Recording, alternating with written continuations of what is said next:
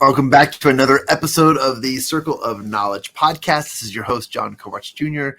Really excited about today's interview. I'm really excited to just jump on in and get into this process, because this is there's a lot of stories to be told and a lot of information to be had. But I'm really excited just again to announce that the Champion Circle Networking Association, based in Salt Lake City, Utah, is growing. And if you want to learn more about the networking association that we do, it is it's growing, and you can find it online at mychampioncircle.com. If you want to go check that out, it'll take you to an opportunity to learn about what we're doing, where our events are at, and so much more.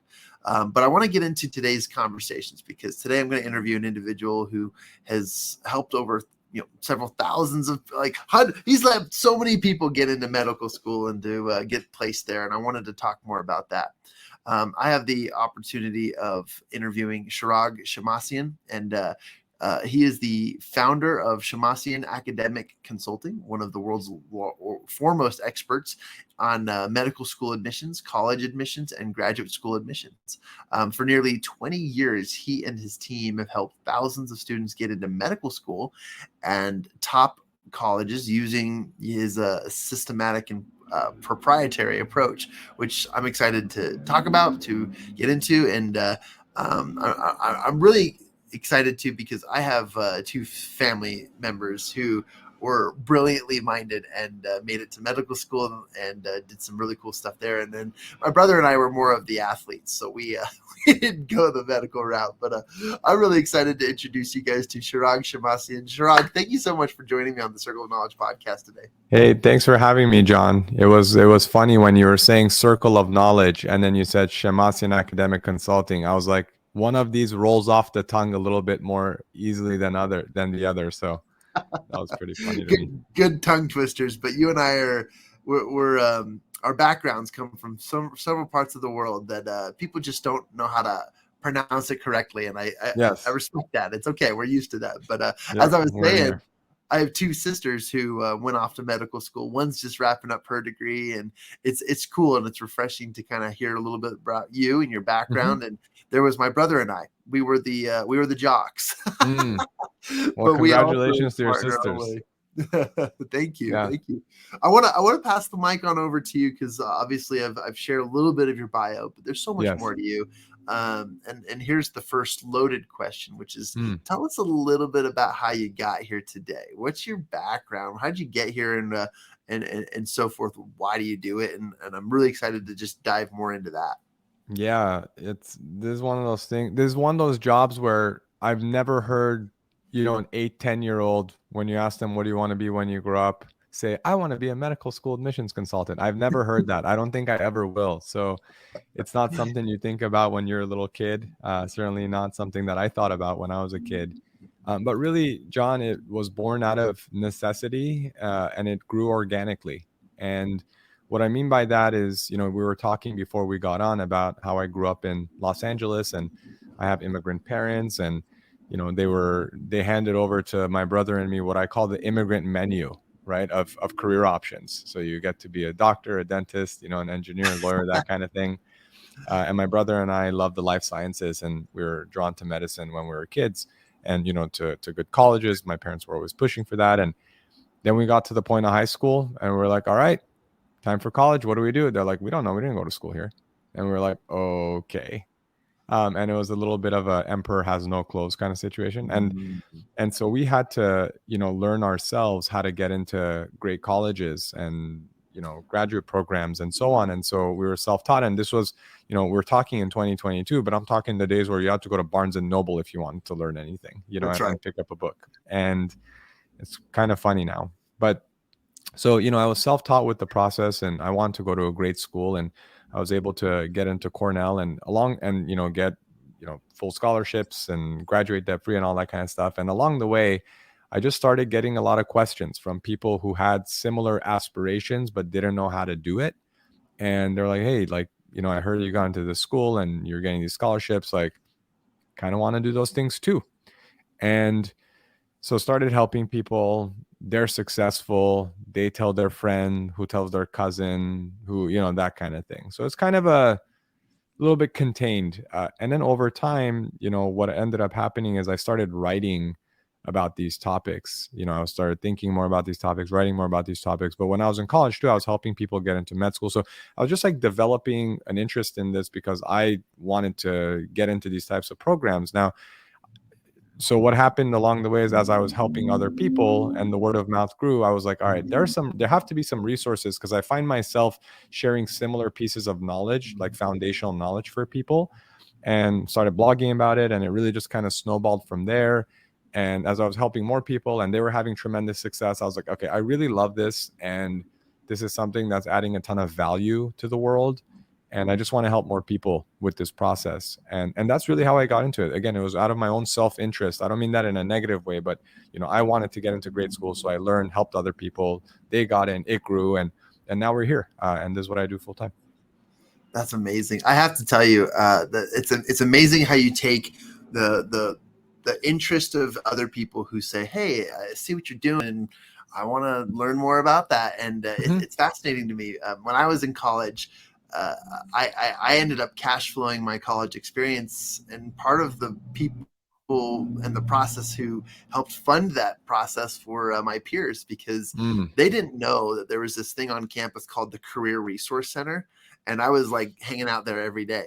And these kids were like, how are you getting these internships? How are you getting these jobs? How is your resume and your LinkedIn profile looking so great? And I was like, pay me $100 and I'll do it for you. And I would just take their stuff and go to the Career Resource Center, do it for them there, and then come back and be like, here you go. Yeah. But obviously what you've done and what you're doing is far more than just a career resource. It's placement. It's creating opportunities for people that, just may need a little bit more information, a little bit more connection. And I respect that. And I think that's super cool. And it's funny too, that you say that no one grows up saying, I want to be a placement counselor. Like I want to put people there, but right.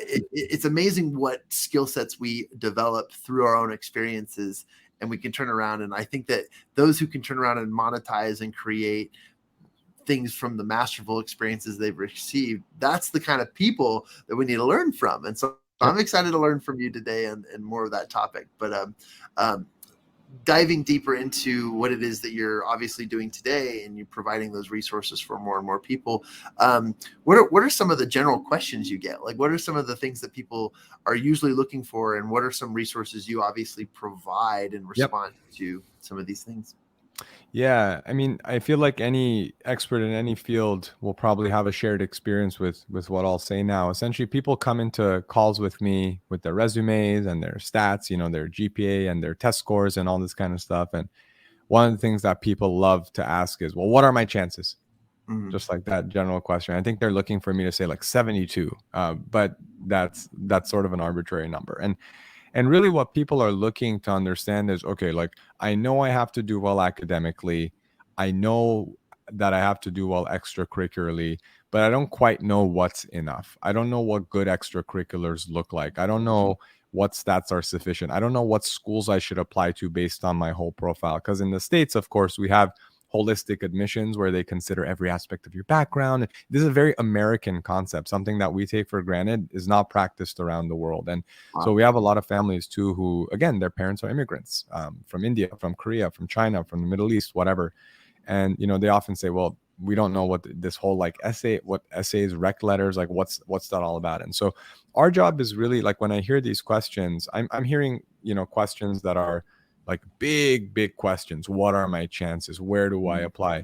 And my job is to make it very granular about, understanding, how you performed academically, but also as far as extracurriculars, how many hours did you have in different categories? What was your depth of experience? What were your increasing responsibilities? What is your personal background? How did you even get here?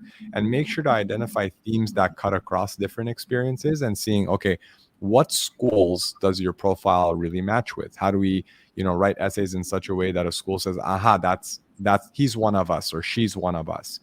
That's our job, essentially developing an overall application narrative, assisting with developing essays, interview coaching, waitlist letter support. We also offer one-on-one test prep for MCAT and et cetera. So it's really just comprehensive planning around how do you position yourself to be successful with these admissions processes. Wow, man, that's fantastic background. And this process of what you do, and obviously you guys have had a lot of success doing it. You've been recognized by the Washington Post, Business Insider. You've had some opportunities to speak yourself over at Yale and Stanford and UC Berkeley, and on a lot of these various processes. How does something like placement and admissions get the kind of recognition that yours has? So I think doing it well for a long enough time. I mean, it's one of these things where, I mean, you can go looking for publicity and all that kind of stuff, but Sure. we've been very fortunate to, to be sort of discovered. I don't spend a dollar on advertising, John, or anything like that. So my thing has always been about developing really high quality resources, as far as making sure that others, can find the information that they need online. So if you search for some topic on med school admissions, you'll often see our work come up, and that's really impactful because then students are like, oh, like I read this thing, it was super valuable, and then they get in touch. But then similarly, we've had places approach us, to see if we'd be a quoted expert or served as an expert witness in various legal cases and stuff like this, just because of the quality you put out there, and folks say, wow, this guy must know something. And so that's been a treat. And then, undergraduate research, organizations and school organizations, oftentimes they'll be looking for guest speakers and things like this. So, was recently invited to speak at Harvard to female students there who are interested in medicine and the biosciences. And it's just an honor, I mean, to be invited to these places. And my job is just to say, all right, I want to deliver, help to y'all and help you wrap your heads around a pretty complex process. And when you do that, I think good things follow.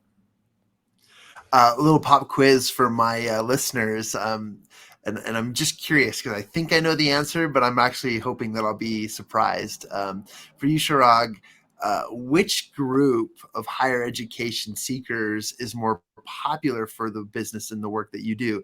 Is it for the undergrad? Is it for the higher grad? Or is it for like the medical school? Which one's the most popular? Medical school, hands down. We're by far and away most known for medical school admissions. I mean, we assist a very small group of undergraduate applicants, students who are very serious about admissions, especially people who are applying to direct med programs, like those 7 or 8 year programs that are undergrad through med school, or students who are looking to get into Ivy League schools and things like that, but who want to go into medicine later. So our bread and butter is assisting people, with getting into medical school, sometimes as early as high school, but usually throughout the college years. Wow, that's interesting. I figured it was that. That was my thought, and then part of me was like, I wonder if the undergrad process is pretty popular too, because of that let's call it the vanity of most people wanting to be placed in either a college or a higher college, or getting into the colleges that everyone wants to be a part of. That's certainly a bigger space, right? Because you have more people apply to college than do medical school, not even close, right?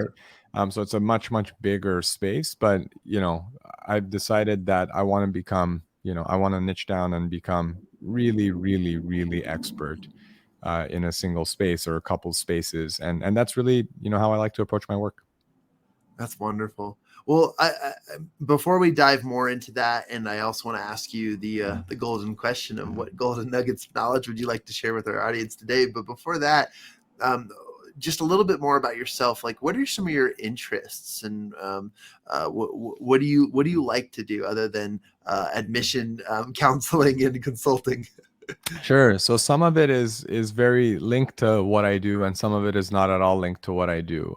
I genuinely love people, John. I think I'm the kind of person who can like talk to a wall, if you will, and really love to get to know. Yeah, and really just love to get to know people.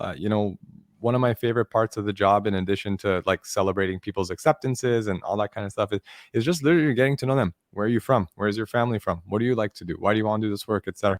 and just understanding who they are, because I find great interest in every single person that I meet, and my job allows me to do that, and it's such a blessing to be able to do that and touch different people in this way. And I'm just incredibly humbled and grateful for that opportunity. As far as things completely outside of missions consulting, my number one hobby, I think it sort of oscillates between food and sports. By food, I mean, like, I read about food, I look at pictures of food, I make lists about places I want to eat, I cook a lot of food. So I love food and food history and geography and all this kind of stuff, and traveling for it and etc. So that's a huge passion of mine. And my wife, sometimes makes fun of me. She's like, "Why are you watching this show? Like, you can't eat it."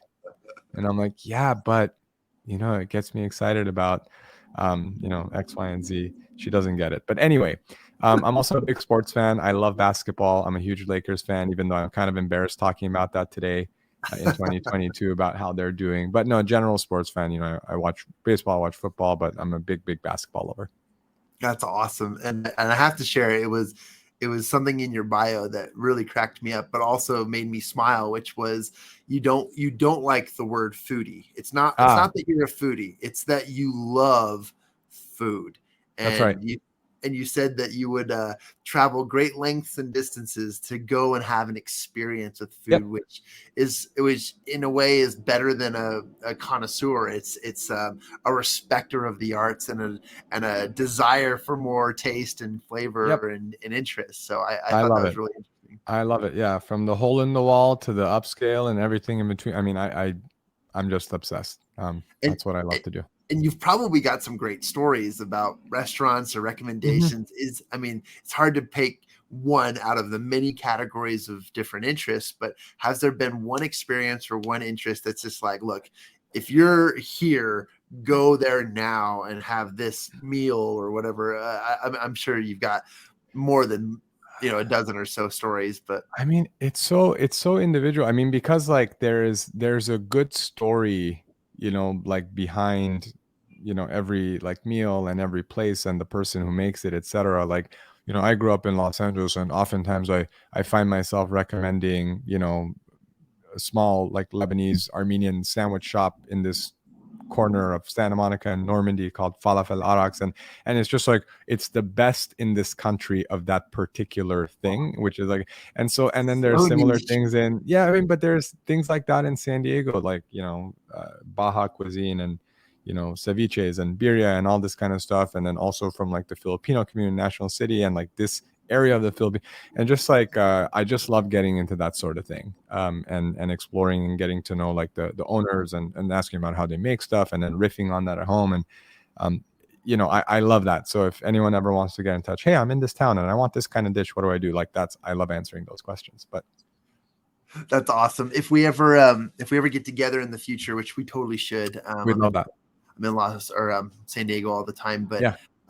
One of my favorite things to do is, so I lived in the Philippines for a couple of years, did a ecclesiastical mission, and I was sick and tired of having people cook for me. I was like, stop it. I can cook for myself. Yes. Just teach me what you want to eat and I'll do it. And so I learned a little bit of Philippine cuisine. And so what I love to do with friends is create an at-home Philippine kamayan, which literally we put down the banana leaves, we throw the rice pot on the banana leaves, and we take the main dish and pot, and we just eat with our hands. The kamayan is just use your hands and dish them up. And very communal. It's fun. I love it. Yeah, and I love it. And Philippine food is having a big moment in our country, which is exciting because I think it's such an underappreciated cuisine. Yeah. Awesome. Yeah, I saw recently, and I'll get more into. We'll get back on track here. I saw quite a few more Philippine-based food trucks, which taking the road and spreading the we'll call it the evangelical gospel of Filipino cuisine, which is awesome. Amen. It's great. Amen. It's lovely. Back to you and back to your story. I'd love to pour into you and just ask you to share. What are some nuggets of knowledge that you really, really think that people should know, things that you've learned or things that you love, but really some impactful things. What's a nugget of knowledge that you'd like to share with my audience? Yeah, I mean, there are two ways for me to think about this. One is about like admissions itself, but then more so about what it takes to, serve people well. And I think I'll focus on the latter a little bit because we've talked a little bit about what I do. What I found to be really valuable in my work is really, again, we were talking about niching down earlier. Initially when I started doing this work, I have a lot of expertise in undergraduate admissions in addition to medical school and other kinds of graduate programs, etc. And I recall like early on me sort of having this almost like scarcity mentality, right? Of boy, well, I should offer this and this and this because I don't want to miss this kind of customer and I don't want to miss this kind of student, etc. And I found that that was sort of taking my attention in different places. And also, it didn't allow people who were seeking our services to understand what I was all about. And so I think it had the opposite effect. When you think you're missing out on something, you're actually putting yourself in a position where you actually do miss out on the things that you want. And so I just encourage folks who, are looking to, develop a name for what it is that they do to develop confidence in being niche, right? I think people talk about the riches are in the niches, or like there are all these kinds of phrases out there. But I think a lot of us worry about sort of lowering our ceilings if we niche. And it's one of those things where you won't quite get it until you do it. But I think that level of focus is really important. And for me, what's been really valuable is not only niching in terms of like specializing in medical school admissions and doing that as a bread and butter, but also in the way that we do our work. Like before, for years, people are like, you got to do video, you got to do video. And I always thought that, our blog can improve. And because our work is really nerdy, right? It's like, it really benefits from like text-based content and sample essays and things like those. I was like, I want to basically eat all the meat off the bone before we move on. So I've been, the type of person who's like, let's master this, let's make sure it's great before we start spreading ourselves in different directions. So we still don't do social media and all this kind of stuff, but really niching and becoming expert in delivering your background and content in certain ways, and also in certain fields, I think has been probably one of the biggest pieces of advice that I can give people. I love that you went that direction, because while this is applicable to your various area of expertise, the concept of taking your niche, to focusing down, and then to allow yourself to not be emotionally tied to either the things you're missing out on or the ceilings that you've created through the niche, because that is a principle that, one, all entrepreneurs need to know. Two, every business should be more aware of these concepts. And three, I would go as far as say, like, in any particular aspect of your life, if you can boil it down to what the essential needs and mission are, then you will have a clearer, and clarity is huge for business, but you'll have a clearer vision of what needs to be done, how to do it, and so much more. And I love that you've gone that direction, because this conversation is vital to pretty much everybody. Yeah, totally true. You got to specialize. You got to be known as the blank guy or the blank gal, if you will. Otherwise, it's hard to differentiate. I love that. Given in my space as a motivational speaker, I can be known as a motivational speaker, or I can be known as the guy that does X, Y, or Z. And I think that's exactly extremely vital. I love this concept, and I'd love to dive deeper into it. I'd love to know from you, Shirag, what's an action step that anyone could take based on the information that we've talked about today? What's something that they could take immediate action on and start applying towards their life, their business, their daily? Pick one thing. Like going off of what I just said. I think it's very easy to get blown by the winds, so to speak, about what you should do and chase this shiny object versus that shiny object. But I encourage people to pick one thing. I don't care if that one thing is like an area of expertise. Like if you're looking to open like a kitchen store, like if you're going to specialize in knives or pan, or like pick one thing and like really niche down in that thing. Or if it's in terms of content, whether you're going to do blogging or YouTube or social media or whatever, pick one thing and commit yourself to that thing. And that's what I encourage folks to do. So literally, the picking is the one thing that I encourage people to do as an action step to get very clear. I mean, for me, the one thing, that we're really focusing right now is on developing courses, for our students, because, we've done a lot. We've developed a lot of information that's out there for people in terms of blogs and videos and all that kind of stuff. And now it's thinking about, okay, and we deliver a great one-on-one service, but there are some folks who want it self-guided. So we're picking one thing. There are other projects we have in the background that we want to get started on, but right now is just about developing these online courses. And so nerding out about that and thinking about what that experience is going to be like. And there will be there will always be something more to do. And there will always be someone saying, you got to do this because it worked for me. But there's more than one way to get to the end destination. So just focus on that one thing and become expert. I value what you said, and I admire that, because I agree with it wholeheartedly. And it is a refreshing reminder of what needs to happen in many of our lives and what we do. You mentioned you guys are moving into coursework and online courses. You mentioned the blogs and stuff that you've done for marketing in the past. Is a book, or has a book been in your past or history, publishing and so forth? Haven't thought, as far as the admissions process, haven't thought too seriously about publishing a book. We're actually working on like book materials for test prep, because we have a ton of guides on our website about how to, do well on the MCAT. We have essentially a book's worth, hundreds and hundreds of pages of content, and that's something that we're currently working to edit and put in InDesign and all these kinds of things that I don't really understand very well. But as far as like the admissions process, perhaps down the line, when we're thinking about how to reach more people with the resources that we've put out. But yeah, no current plans to do, books outside of the MCAT prep. It seems fitting, and I understand. Yeah, I could see it going in that direction at some point. What popped into my brain, and I'm just brainstorming randomly because we don't really mastermind much on the show, but I was thinking, man, like BuzzFeed does a bunch of those quizzes and things that attract a lot of people, and I thought, wow, that'd be interesting. I'd want to know now that I take education a lot more seriously than I did when I was actually in college. It'd be interesting to see, like, what would my projected SAT, ACT, what would that be now that I've grown up a little bit? But it'd be interesting. But for sure. Well, Shirag, I admire what you do. I'm grateful for the information you've shared with my listeners. Thank you for the simplicity and the directness that you've shared. And I think that reminder is just so important. And I want to send people your way if they're interested in learning more. Obviously, you guys have a lot of success helping people get into that higher education.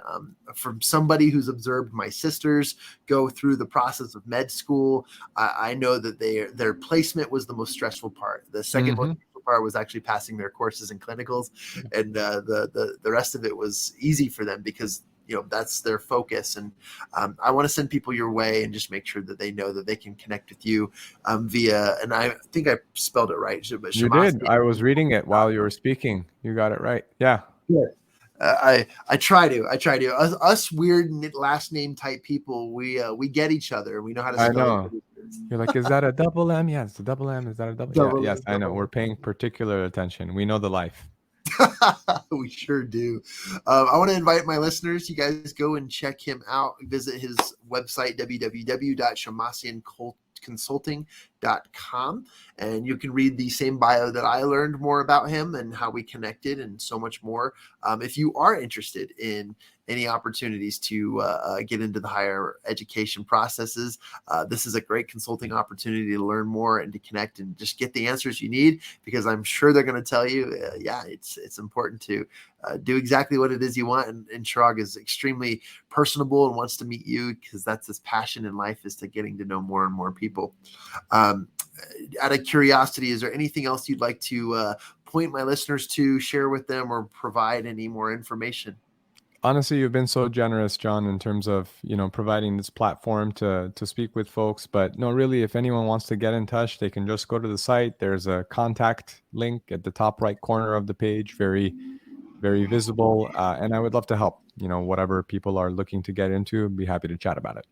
Good. And I'm excited because something that you probably don't know, Shirag, and I should have told you before the show, is, the demographics of the audience of this show.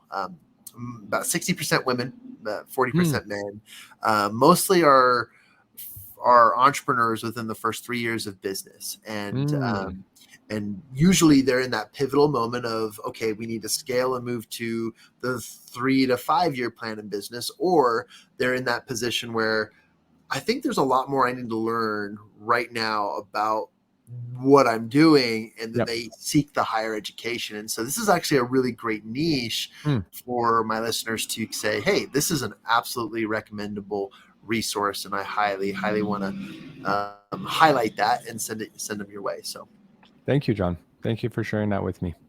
Absolutely. And I appreciate your time on the show today, and thank you for your interview. I look forward to connecting with you in San Diego soon. And we'll do it. I'm looking forward to a really great food recommendation. We'll do it. Come hungry, John.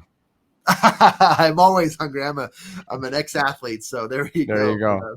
There you go. Shirag, thank you so much for your time. And to my listeners, again, everything you need is within you now. Just take the knowledge you've received today from Shirag Shemmassian. There we go. Now I finally messed it up that we've practiced it a couple of times. Take the time to take immediate action on what you've learned. Go and connect with him. Learn as much as you can, and do all that you can to make yourself to better yourself and improve in every area of your life. With that being said, this has been another awesome episode of the Circle of Knowledge podcast. Shirag, thank you again for your time. Thanks, John. See y'all. See ya.